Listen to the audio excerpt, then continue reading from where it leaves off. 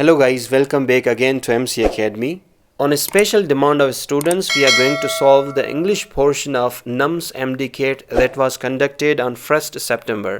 इस दफ़ा नम्स की टेस्ट में इंग्लिश के कुछ अनएक्सपेक्टेड क्वेश्चंस थे जिन्होंने स्टूडेंट्स को काफ़ी परेशान किया हुआ है। तो आज हम न सिर्फ उनको सॉल्व करेंगे लेकिन मैं आपको इस तरह एक्सप्लेन करूँगा कि आइंदा किसी टेस्ट में अगर इस तरह के क्वेश्चंस आएँ तो आप इजीली उनको सॉल्व कर सकें।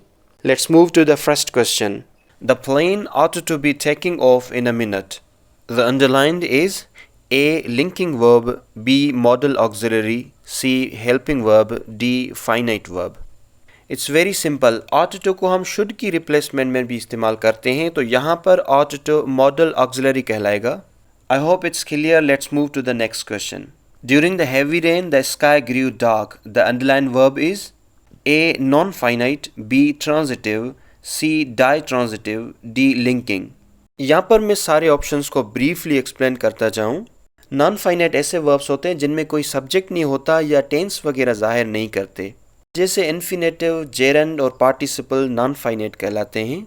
और दूसरे फाइनाइट वर्ब्स होते हैं जिनको अमूमन हम टेंसेस में इस्तेमाल करते हैं, जैसे प्रेजेंट, पास्ट और फ्यूचर के लिए इस्तेमाल होते हैं, उनको हम फाइनाइट वर्ब्स कहते हैं। Option B transitive. ट्रांजिटिव ऐसे वर्ब्स को कहा जाता है जिनके साथ लाजमन ऑब्जेक्ट लगे।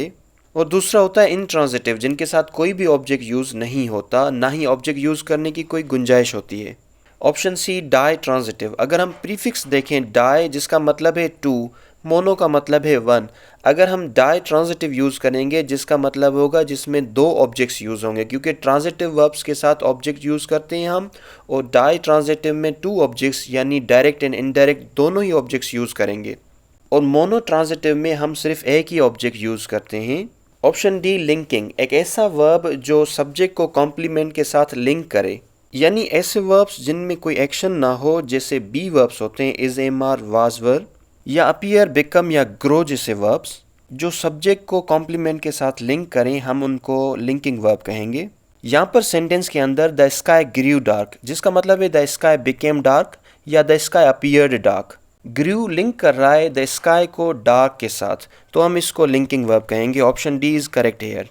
Number 3, his courage brought him honour. The underlined verb is A. Intransitive, B. Ditransitive, C. Complex transitive, D. Linking. मैंने पहले अर्ज़ किया कि डाइट्रांजिटिव ऐसे वर्ब्स को कहेंगे जिनके साथ हम दो ऑब्जेक्ट्स यूज़ करें, यानी डायरेक्ट एंड इनडायरेक्ट ऑब्जेक्ट्स दोनों ही यूज़ किए जाएं। जैसे ब्रॉट के बाद हिम एक इनडायरेक्ट ऑब्जेक्ट है और ऑनर जो है वो डायरेक्ट ऑब्जेक्ट है, तो यहाँ पर ब्रॉट डाइट्रांजिटिव वर्ब कहलाएगा। और यहाँ ऑप्शन सी में एक और टर्म आया है कॉम्प्लेक्स ट्रांजिटिव। ऐसे वर्ब्स जिनके ऑब्जेक्ट के साथ हम ऑब्जेक्ट कॉम्प्लीमेंट यूज़ करें, यानी ऑब्जेक्ट को कोई रिजल्ट मिले, जैसे शी मेड मी हैप्पी या ही कॉल्ड मी फूल। इन सेंटेंसेस में fool and happy object complements हैं, तो मेड एंड कॉल्ड को हम कॉम्प्लेक्स ट्रांजिटिव कहेंगे। यहाँ पर ऑप्शन बी डाई ट्रांजिटिव दुरुस्त रहेगा। Next question. The teacher assigned the students an assignment to be completed during the vacation. The underlined verb is, यहाँ पर भी एक सिमिलर कॉन्सेप्ट मिल रहा है। The teacher assigned the students. The students एक इनडायरेक्ट ऑब्जेक्ट है एंड असाइनमेंट एक डायरेक्ट ऑब्जेक्ट है, तो यहाँ पर भी दो ऑब्जेक्ट्स यूज़ किए गए हैं, तो यहाँ पर भी डाई ट्रांजिटिव वर्ब कहलाएगा। याद रहे कि मोस्टली इनडायरेक्ट ऑब्जेक्ट्स पर्सन्स होते हैं और डायरेक्ट ऑब्जेक्ट्स थिंग्स होती हैं। और हम इनको इस तरह भी रिकॉग्नाइज कर सकेंगे कि जब होम का आंसर मिले तो आप समझें कि ये इनडायरेक्ट ऑब्जेक्ट है, और जब व्हाट का आंसर मिले तो डायरेक्ट ऑब्जेक्ट है। जैसे the teacher assigned what in assignment, whom the students। और हम इन दोनों ऑब्जेक्ट्स की ट्रांसपोजिशन भी कर सकते हैं, यानी इनकी जगह भी चेंज कर सकते हैं, जैसे the teacher assigned an assignment to the students. अगर आपको ऑब्जेक्ट कॉम्प्लीमेंट और डायरेक्ट ऑब्जेक्ट में कन्फ्यूजन हो तो आप ट्रांसपोजिशन करके देखें। डायरेक्ट एंड इनडायरेक्ट ऑब्जेक्ट आपस में जगह एक्सचेंज कर सकते हैं, लेकिन जब ऑब्जेक्ट के साथ ऑब्जेक्ट कॉम्प्लीमेंट होगा तो उनकी ट्रांसपोजिशन नहीं हो सकती। और दूसरी बात, ऑब्जेक्ट कॉम्प्लीमेंट्स में उमूमन हम एडजेक्टिव्स इस्तेमाल करते हैं।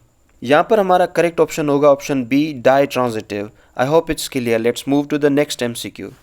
Of two evils choose the less.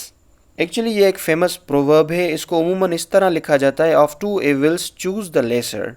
Less या लेसर ये दोनों कंपेरेटिव डिग्रीज हैं। इनकी जो पॉजिटिव डिग्री है लिटिल, जिसकी कंपेरेटिव लेस, और सुपरलेटिव द लीस्ट है। यहाँ पर option A comparative correct option रहेगा। Let's move to the next. Are there any mango trees in this garden? The underlined word is any को हम consider करते हैं इंडेफिनेट न्यूमरल एडजेक्टिव। अगर हम इसकी जनरल कैटेगरी में जाएंगे तो ये एडजेक्टिव ऑफ नंबर कहलाएंगे, लेकिन याद रहे कि एनी को जब हम किसी काउंटेबल नाउन के साथ इस्तेमाल करेंगे तो ये एडजेक्टिव ऑफ नंबर कहलाएगा, और अगर हम इसको अनकाउंटेबल नाउन के साथ इस्तेमाल करेंगे तो ये एडजेक्टिव ऑफ क्वांटिटी कहलाएगा। Number 7, this is the very thing we want. The underlined word is. Thing एक नाउन है जिससे पहले वेरी इस्तेमाल किया गया है, यानी वेरी थिंग को मॉडिफाई कर रहा है, तो पहली बात हम वेरी को एडजेक्टिव कंसीडर करेंगे। सेकेंडली, क्योंकि यह थिंग को एम्फेसाइज कर रहा है तो हम इसको एम्फेटिक एडजेक्टिव या एम्फेसाइजिंग एडजेक्टिव कहेंगे।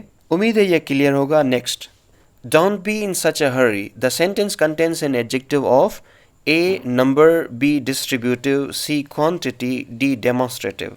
काफ़ी बुक्स के अकॉर्डिंग सच एक डेमोन्स्ट्रेटिव एडजेक्टिव भी है, जिनकी और examples this, that, these and those हैं, और सच के इस फंक्शन को भी उसी कैटेगरी में रखा जाता है, तो हम यहाँ पर ऑप्शन डी डेमोन्स्ट्रेटिव की तरफ जाएंगे। उम्मीद है यह भी क्लियर होगा। Let's move to the next MCQ. Fill in the blank with appropriate verb indicating past perfect continuous tense.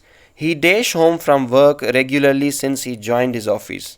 इस सेंटेंस स्ट्रक्चर के अंदर सीक्वेंस ऑफ टेंस की मिस्टेक है, लेकिन हमसे स्ट्रेट वे पूछा गया है कि पास्ट परफेक्ट कंटिन्यूअस टेंस का वर्ब दें, जो कि सिंपली ऑप्शन बी में मौजूद है, हैड बीन वॉकिंग, जो कि करेक्ट आंसर रहेगा। Question number 10. All desire wealth and some acquire it. The sentence exemplifies the dash tense. ये बिल्कुल सिंपल है, दोनों क्लासेस में सब्जेक्ट के साथ बेस फॉर्म ऑफ वर्ब इस्तेमाल किया गया है, तो ये प्रेजेंट इंडेफिनिट कहलाएगा। Option A is correct. Number 11. Choose the correct sentence structure. यहाँ पर justice as well as mercy allows it. Justice एक इनिशियल नाउन है जो कि सिंगुलर है, as well as accompanied by along with, इस तरह के वर्ड्स के साथ हम अगर कोई और नाउन कनेक्ट करें तो उससे वर्ब को कोई फ़र्क नहीं पड़ेगा, वर्ब इनिशियल नाउन से एग्री होता है। जस्टिस अलाउज इट, तो यह सेंटेंस करेक्ट है। Option B, in him was centred their love and ambition. यहाँ पर सेंटेंस को इन्वर्ट किया गया है, जिसका actual subject their love and ambition है, जो कि टू डिफरेंट नाउन्स हैं, और ये सब्जेक्ट प्लूरल है, तो हम वाज की जगह वर इस्तेमाल करेंगे, यानी इस सेंटेंस में एरर है। करेक्ट सेंटेंस हो जाएगा in him were centred their love and ambition. Rest of the sentences in option C and D both are correct. क्योंकि ये फेमस प्रोवर्ब्स हैं और प्रोवर्ब्स को जिस तरह यूज़ किया गया है हम उसी तरह रखेंगे, जिनके साथ कभी कभार हम सब्जेक्ट वर्ब एग्रीमेंट वाला रूल फॉलो नहीं करते। Number 12. If I were a doctor I would serve humanity. The sentence is an example of dash conditional. यह सेंटेंस कंडीशनल टाइप 2 का एग्जाम्पल है। कंडीशनल सेंटेंसेस और सेंटेंस स्ट्रक्चर्स की मुकम्मल video series इसी यूट्यूब चैनल पर मौजूद है, जिनकी लिंक्स मैंने डिस्क्रिप्शन में दे दी हैं। आप उनको देखकर इनको कॉन्सेप्ट बिल्कुल क्लियर कर सकते हैं। Number 13. Choose the sentence with correctly structured. यहाँ पर भी कंडीशनल सेंटेंस टाइप 3 का एक एग्जाम्पल दिया गया है, जिसका करेक्ट सेंटेंस ऑप्शन ए में मौजूद है। If we had found him earlier we could have saved his life. अगर आपको कंडीशनल सेंटेंसेस में कोई भी प्रॉब्लम है तो आप डिस्क्रिप्शन में जाकर लिंक पर क्लिक करके वीडियो लेक्चर मुलाहिजा कर सकते हैं। चलते हैं नेक्स्ट क्वेश्चन की तरफ। Owing to his bad luck, he met an accident on the eve of his examination day. यहाँ पर owing to his bad luck एक फ्रेज है, और he met an accident on the eve of his examination day ये एक independent clause है, और जब हमारे पास सिर्फ एक इंडिपेंडेंट क्लॉज हो तो हम उसको सिंपल सेंटेंस कहते हैं। और इन sentence structure, simple, compound, complex के भी वीडियो लेक्चर्स इसी चैनल पर मौजूद हैं। आप डिस्क्रिप्शन में जाकर उनकी लिंक पर क्लिक करके आप वो भी लेक्चर्स मुलाहिजा कर सकते हैं। Number 15. Choose the correctly punctuated sentence. यहाँ पर ऑप्शन ए दुरुस्त है। My siblings bags were stolen by the boys chief.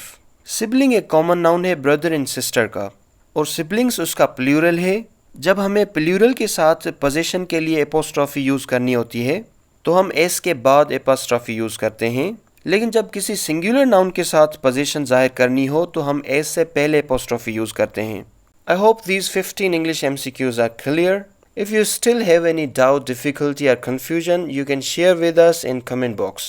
और MDCAT के इंग्लिश के सिलेबस को फॉलो करते हुए मैंने एक बुक पब्लिश की है, जिसमें इंग्लिश का मुकम्मल सिलेबस बहुत ही आसान तरीके से एक्सप्लेन किया हुआ है, जिसको पढ़कर आप किसी भी इंग्लिश MCQs बेस्ड टेस्ट को सॉल्व कर सकते हैं।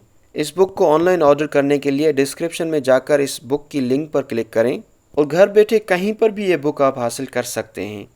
I hope this video was productive for you. Thank you for watching MC Academy YouTube channel.